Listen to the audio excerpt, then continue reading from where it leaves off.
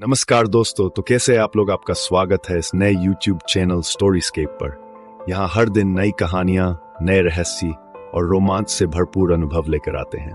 तो चलिए ज्यादा वक्त बर्बाद ना करते हुए आज की कहानी स्टार्ट करते हैं। तो आज की कहानी एक कहावत तो सभी ने सुनी होगी कि ऊंट पर बैठे हो तो भी कुत्ता काटा। इसी को पनौती कहा जाता है, जिसके जीवन की ग्रह दशा विपरीत होने लगती है। समझो उसकी पनौती शुरू हो गई है। पनौती को समझाने के लिए एक जबरदस्त कहानी की रचना की गई है। मुझे पूरी उम्मीद है यह कहानी आपको भरपूर मनोरंजन प्रदान करेगी। एक गांव में हीरालाल नाम का किसान रहता था। उसकी गिनती गांव के जमींदारों में होती थी। उसके पास कई एकड़ पुश्तैनी जमीन थी जिसमें वह खेती किया करता था, लेकिन वह इतना अभागा था कि उसकी खेती हर साल बर्बाद हो जाती थी। वह जो भी फसल सोच समझ करके बोता, उसमें कुछ न कुछ कमी रह जाती। और हीरालाल जिस किसी व्यक्ति के खेत में जाकर खड़ा होता तो खेत के उस हिस्से में कोई फसल नहीं होती थी। गांव के ज्यादातर लोग उसे पनौती समझते थे। कोई भी उसके पास खड़ा होना पसंद नहीं करता था। वह जिसके साथ होता उसके सारे काम बिगड़ने लगते। हीरालाल अपनी बुरी किस्मत से परेशान था। वह अपने आप को कोसता रहता था। पनौती के चलते 2 बार उसकी शादी टूट चुकी थी, जिसके बाद उसने दोबारा कभी शादी नहीं की।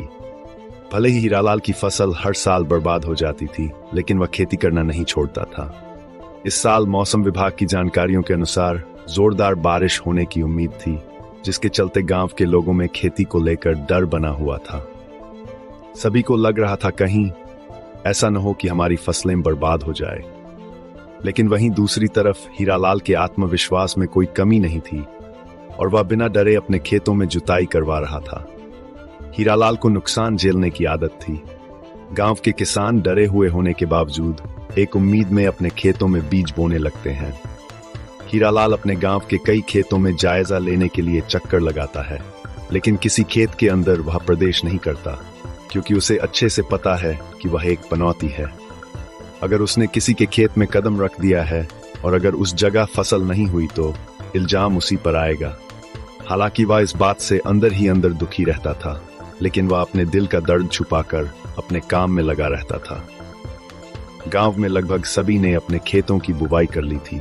बुवाई के दौरान पानी की हल्की बूंदाबांदी हो रही थी, लेकिन बुवाई होते ही एक सप्ताह में गांव का माहौल बदलने लगा था। बारिश की बूंदों का आकार बढ़ चुका था। किसान अपने खेतों से पानी निकालने की व्यवस्था में लगे हुए थे। किसानों के चेहरों में साफ साफ बारिश का डर नजर आ रहा था, लेकिन हीरालाल के चेहरे में शिकन तक नहीं थी। वह बारिश से बेखौफ होकर अपने खेतों में टहल रहा था।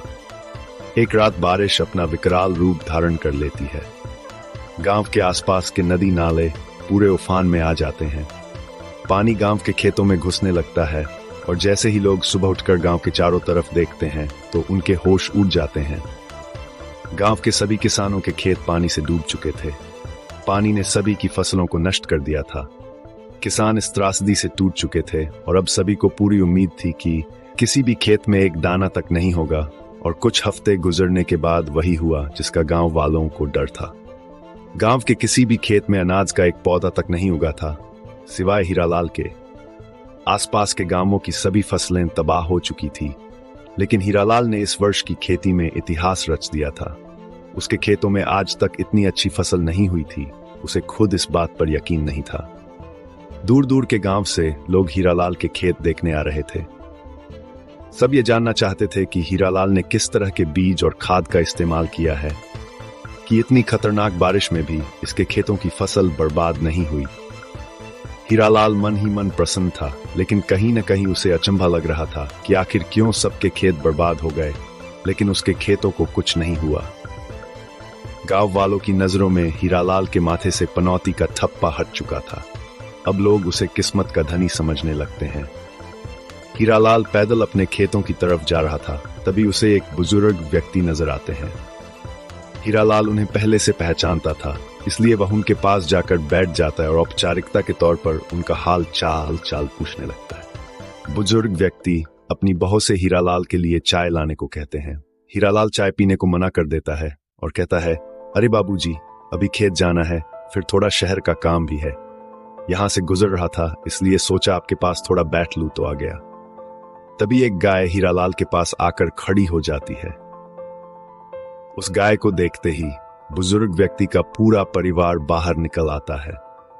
सभी हीरालाल की तरफ आश्चर्य भरी निगाहों से देख रहे होते हैं, क्योंकि कुछ ऐसा चमत्कार हो चुका था जिसकी इस परिवार ने कल्पना भी नहीं की थी। ये गाय मरने की हालत में थी और पिछले 1 हफ्ते से उसने कुछ नहीं खाया था। उसके अंदर इतनी भी शक्ति नहीं थी कि वह अपना सर ऊपर उठा सकें, लेकिन वह हीरालाल के पास चलते हुए आई थी। परिवार के लोग उस गाय को बहुत प्यार करते थे और वह उसका इलाज भी करवा रहे थे, लेकिन गाय की हालात दिन प्रतिदिन गंभीर होती जा रही थी। लेकिन आज जो हुआ उसने हुआ वो सबकी नजरों में एक फरिश्ता बना दिया था। धीरे धीरे गांव में यह बात फैल जाती है कि हीराल के आने से बिगड़े हुए काम भी बन जाते हैं। जैसे हीरालाल को पता चलता है कि लोग उसे अब चमत्कारी व्यक्ति समझने लगे हैं।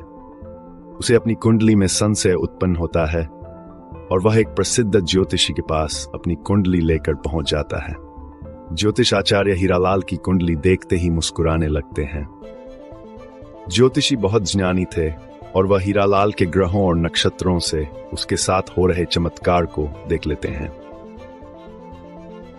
वह हीरालाल से कहते हैं, तुम्हारा कुंडली योग कह रहा है कि तुम किसी भी व्यक्ति के बिगड़े हुए काम बना सकते हो, लेकिन उन्हीं ग्रहों का दुष्परिणाम यह भी है कि तुम्हारी वजह से लोगों के बने हुए काम बिगड़ भी सकते हैं, और ये तुम्हारी मौजूदगी पर आधारित है। अर्थात यदि तुम किसी के अच्छे कार्य में जाओगे तो उस कार्य के खराब होने के आसार बनेंगे, लेकिन यदि किसी समस्या या तकलीफ में फंसे व्यक्ति के पास उपस्थित हुए तो उसके जीवन में सकारात्मक बदलाव होंगे, और यही तुम्हारी किस्मत है। अब तुम्हें ही तय करना होगा कि तुम अच्छे कार्यों के लिए पनौती बनोगे या बुरे कार्यों के लिए चुनौती। दरअसल ज्योतिष आचार्य का कहने का आशय यह था कि हीरालाल को लोगों के अच्छे कार्यों में जाने से बचना चाहिए, और जो लोग परेशानियों से गुजर रहे हैं समय निकालकर उनके पास जरूर जाना चाहिए, और यही हीरालाल के जीवन का सर्वश्रेष्ठ उद्देश्य हो सकता है। तभी उसे मन की शांति मिलेगी। हीरालाल ज्योतिष की बात समझ जाता है और अब वह अपनी जिंदगी का लक्ष्य लोगों की मदद करने को बना लेता है। हीरालाल अपने सभी काम करने के लिए नौकर रख लेता है और अपने खेतों में जाना बंद कर देता है। गांव में जिस भी व्यक्ति के खेत बंजर हो चुके थे वह फिर से अपने खेतों में बुवाई शुरू कर देते हैं और हीरालाल को अपने खेतों में चलने को कहते हैं, और लोगों का ये टोटका काम आने लगता है। देखते ही देखते हीरालाल दूर दूर के गांवों में प्रसिद्ध होता जाता है। लोग दूर दूर से उसके पास अपनी समस्या लेकर पहुंचने लगते हैं और वह लोगों की समस्याओं का निराकरण अपनी क्षमता के हिसाब से कर देता है। अपने आप को पहचानने की वजह से हीरालाल का श्राप ही उसके लिए वरदान बन चुका था। हीरालाल लोगों के सेवा में अपना जीवन समर्पित कर देता है और इसी के साथ कहानी का आखिरी पन्ना बंद हो जाता है।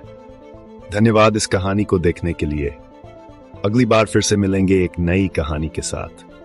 तब तक हमारे चैनल स्टोरीस्केप को सब्सक्राइब करना न भूलें और वीडियो को लाइक शेयर करें ताकि आप हमेशा हमारी नई कहानियों से जुड़े रहें।